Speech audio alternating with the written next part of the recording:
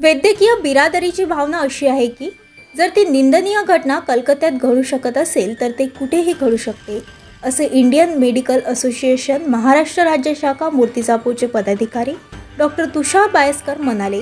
तसेच निवासी डॉक्टरांच्या कामाच्या आणि राहणीमानात बदल करण्याची व केंद्रीय कायद्याची मागणी केली।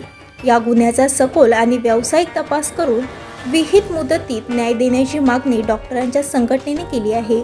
यासोबतच 14च्या रात्री आरजी कार हॉस्पिटलच्या आवारात झालेल्या तोडफोडीत सहभागी असलेल्यांची ओळख पटवून त्यांना कठोर शिक्षा देण्याची मागणी करण्यात आली आहे। तसेच पीडितेच्या कुटुंबियांना क्रूरतेच्या अनुषंगाने योग्य आणि सन्माननीय भरपाई देण्याची मागणी करण्यात आली आहे। दिलेल्या निवेदनात नमूदप्रमाणे या प्रकरणाचा तपास सीबीआय कडे देऊन फास्ट ट्रॅक न्यायालयात हे प्रकरण दाखल करून आरोपी संजय राय याला 14 दिवसाची पोलीस कोठडीत घेऊन या नराधमाला फाशीची शिक्षा देण्यात यावी।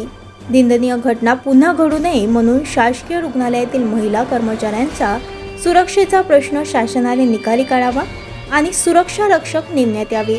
या घटनेमुळे संपूर्ण जगच ढवळून गेले आहे। यामुळे रुग्ण व्यवस्था काही प्रमाणात कोलमडली आहे। आज आम्ही मूर्तिजापुरात पण आमच्या डॉक्टर्स असोसिएशनच्या वतीने आयएमए असेल, निमा असेल, लॅब असोसिएशन असेल, नर्सिंग असोसिएशन असेल, या सर्वांनी मिळून आज एक निषेध मोर्चा काढला।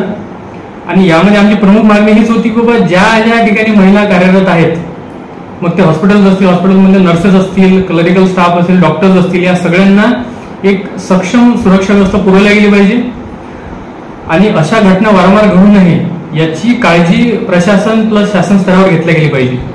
कारण बरेच आपल्याकडे हे आहे की बाबा एखादी घटना घडली तर 2-4-5 दिवस त्याचा बोलबाला होते, नंतर काहीच केलं जात नाही। कारण की काही जर झालं असतं तर अशी घटना झाली नसती।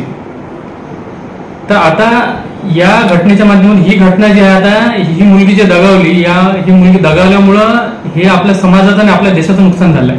आता विचार करा, ही मुलगी जेव्हा तिचं शिक्षण पूर्ण केलं असतं तर ही समाजामध्ये रुग्णसेवेसाठी आली असती। पहिलेच आपण पाहतोय की रुग्णसेवेचे 3 फेरे वाजलेले आहेत। ग्रामीण भागातील रुग्णांना सुविधा मिळत नाहीये, सेवा मिळत नाहीये।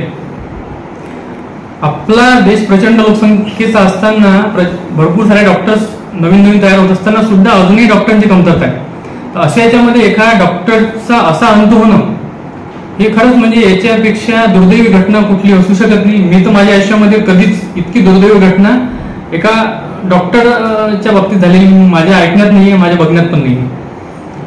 तर याच्या माध्यमातून मला एवढं सांगायचं आहे की डॉक्टरांच्या सुरक्षेला टॉप प्रायोरिटी दिली गेली पाहिजे गव्हर्नमेंट हॉस्पिटलमध्ये, गव्हर्नमेंट मेडिकल कॉलेजेसमध्ये। ताज्या बातम्या आणि घडामोडी बघण्यासाठी महाराष्ट्र मेल या चॅनलला लाईक आणि सबस्क्राईब नक्कीच करा।